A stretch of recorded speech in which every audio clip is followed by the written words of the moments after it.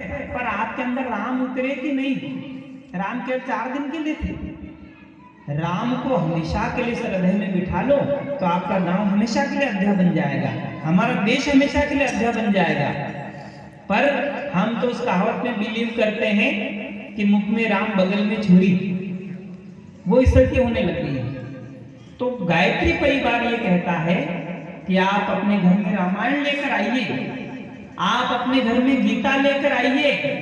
आपका बच्चा शराबी नहीं हो सकता, आपका बच्चा जुआरी नहीं हो सकता, आपका भाई, आपका बेटा गाली नहीं दे सकता, गलत नहीं बोल सकता, किसी माँ बहन पर कुदृष्टि नहीं उठा सकता, गांव में किसी बड़े बुजुर्ग का अपमान नहीं कर सकता, उसे खरी खोटी बात नहीं सुना सकता, न बेईमानी करेगा, न बेईमानी करने देगा, न झूठ बोलेगा और न झूठ सहन करेगा। हम लोग उन चीजों से दूर हो गए। और हमने जब आदमी से कहीं नहीं होता ना तो आदमी क्या करता है? आदमी एक बहाना बनाता है। वो बहाना क्या बनाता है? वो कहता है कि भाई हम कहीं करा समय जैसे चले गए। अरे समय आपको किसने कह दिया कि समय खराब चल रहा है? अगर समय खराब था तो सतयुग में भी समय खराब था, तब भी राक्षस थे, पर तो भी उस युग को सतयुग कहा जाता था। क्यों? क्योंकि भगवान के काम होते थे, भगवान के नाम लेते थे, भगवान के रास्ते पर लोग चलते थे, इसलिए सतयुग। तो सतयुग में भी उस समय कलयुग था क्योंकि उस समय राक्षस थे। तो आज के कलयुग में भी सतयुग है क्योंकि आज भी देवता है, कमी नहीं है। और आप अपने घर को, अपने परिवार को, अपने आप को देवता और देवी बना सकते हैं। आपको छूट दी है भगवान ने। मुझे बताओ कि किसी के घर में भी रामायण पढ़ी जाए तो गांव वाले लोग लठ लेकर आ जाते हैं उसके घर के सामने क्या कि तू रामायण नहीं पढ़ी, सब तो आज का बात पढ़ जाए मत, नहीं तो फिर देख लीजिए। ऐसा होता है क्या? तो फिर आपको भगवान बनने से कौन रोक रहा है? आपको राम भगवान बनने से, सीता माता बनने से, आपको लक्ष्मण जी बनने से, आपको हनुमान जी बनने से, आपको माता कौशल्या बनने से कौन रोक रहा है?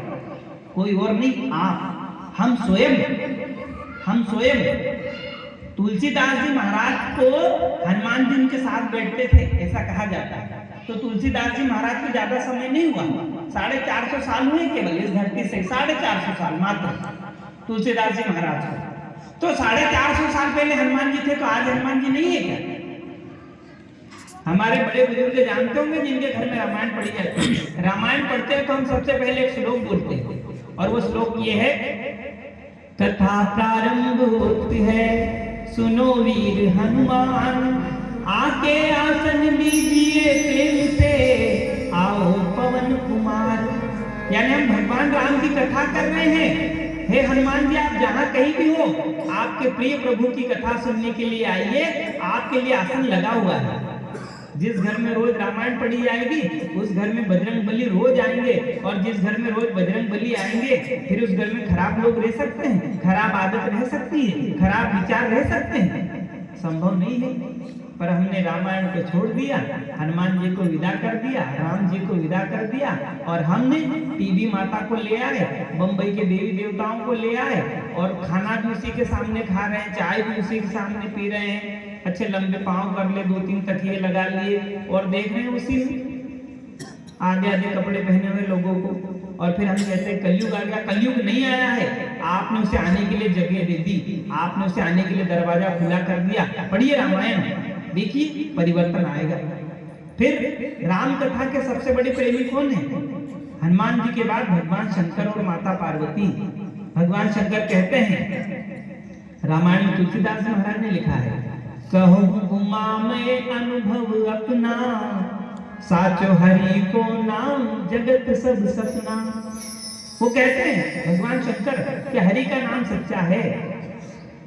तो माता शंकर, माता पार्वती और भगवान शंकर दोनों आते हैं आपके घर में रोज, यदि आप रामायण पढ़े तो।